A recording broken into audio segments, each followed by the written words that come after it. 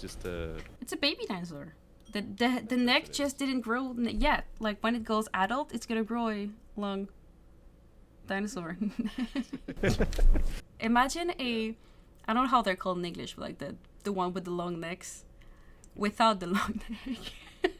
Oh yeah. I'm pretty sure there's already photoshops of that. I need to Google it after. Oh wow. Oh my god, I love it so much. And then it would kind of suck because these dinosaurs, they need to reach out for the big leaves in the trees, but he would just eat bushes, so they'd be bushes eater. Ah yes, the bush eaters. It's a new animal reign. Like there's the herbivores, the carnivores, and then there's the bushes eater.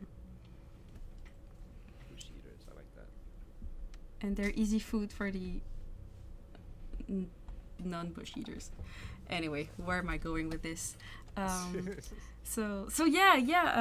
The way you hold your pencil actually matters.